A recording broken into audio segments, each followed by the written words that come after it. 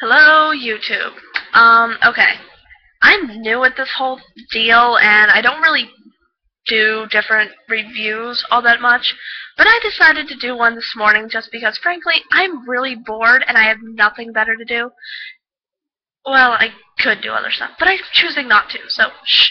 Anyway, frankly, my entire rant this morning is about this old game on something called the Atari 2600. For the non-gamers, it was basically a platform console game that everybody seemed to love back then. Think Nintendo or PlayStation in baby days. Now, it was a pretty good game for back in the 80s when it was actually pretty popular. Well, frankly, 70s and up. It depends on what Atari you're going by. There was like 3 or 4 different ones.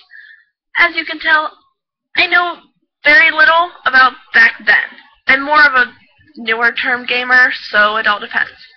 Anyway, frankly, my entire point of this kind of rant slash review is that people are stupid. And I don't mean you guys. You guys are kind of smart, as far as I know. Right now, though, I'm meaning just certain people in general. Okay, back in 1980, Atari came out with this game called Swordquest. Now, this was basically a sequel to their 1979 hit, Adventure. Pretty good game, kind of standard, platformer fun, go find this, find that, and everything like that. That was Swordquest. Now, back in 1980, this was awesome to certain people, the hardcore gamers. And what they did, you went around in this world and you found different clues, and those clues, if you did certain things right, you'd go to different rooms and you'd put items in like treasure rooms. And depending on the sequence of the items, then you were able to get awesome stuff. Like, in one part of the game, actually all through it, you get different clues, like 16-8. So the game came with a comic book, which was really cool for that time. And you look through, so page 16, and then all of a sudden you look for panel 8. If there was panel 8, I'm not sure. Well, you play this game, and then you find them, and then you look, and then in the panel that you're looking at, there would be a kind of hidden word. So you'd write that down on another piece of paper and continue playing the game as you go on. Now, as you play the game, you find more clues, different ones that go to different things. And again, you write those down, find the hidden letter and word, and you put it down and write it down. When you found all the clues, you ended up having 5 real words and 5 dummy words. Right. So in the beginning of the comic, there's like this little prologue-y kind of deal, and 2 of the words in the prologue, doot doot, are actually different colors. And those different colors tell you what clue you need to find to do it. So you'd go around and you'd find the clue. So the different color words point to something like, say, they're all prime numbers. Well, then that means that the word you found, if it has more letters than a prime number, that word's crossed out and it's a dummy word. So you find the dummy words and there you go. You win! Yay! So you write down what you think the answer is and you can send it into Atari back in that time. And they would send you, if you win, you would get to go and enter their little contest for these super amazing prizes. Now, the prizes, frankly, were way more expensive than the game. One of the prizes was, let me look it up here, I have it here. Okay. One of the prizes was something called a talisman. And this talisman was kind of great.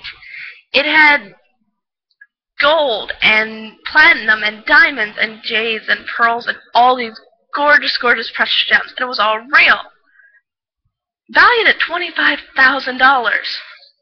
Now, considering back in the 80s, that was a lot of money. And considering a lot of people don't have 25 grand now, yikes. So they have all this money, and it's insane.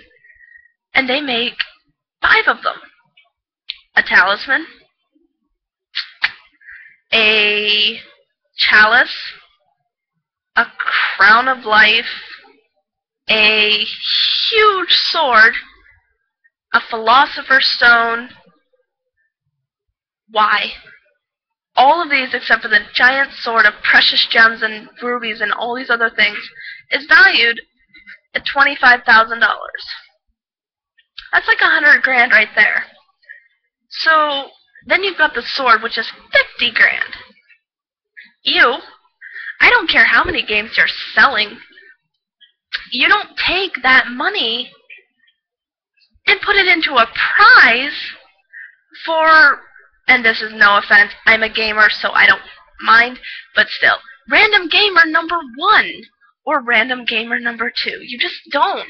Like, why couldn't they just put their money into these, sure, prizes, whatever. Why couldn't they invest that into, I don't know, say, their own company? Or maybe a budding company? They could be rich right now, and instead, what did they do? They just went ahead, they gave the prizes, the only 2, because there was only 2 contests, is because by the time the second contest was going on and getting done, yeah, Atari went, yeah, I did that. Sorry. Anyway, Atari went bomb. And they sold the company, good night. Now, the rest of the prizes that they had went to the guy that bought the company. Stupid! Okay, you just spent an unholy amount of money on little prizes when you could have put it into your own company. Marketing. Help me out. Or you could have invested it into a budding company. Nintendo was just getting on its feet then. Here, Nintendo. Right here. Money. This is for you. Get on your feet. We just want 10%. Okay. Then Nintendo gets on its feet. They're huge right now. They're so big. Atari's forgotten. It's a sad day. It really, really is. Anyway, that's my morning rant. I don't know if I'll actually be doing any more of these. I don't know. It all depends. But there's a comment box below. Tell me what you think. You got hate, you got love, send it. I personally, it's just a thing. Oh well. Thanks. Bye.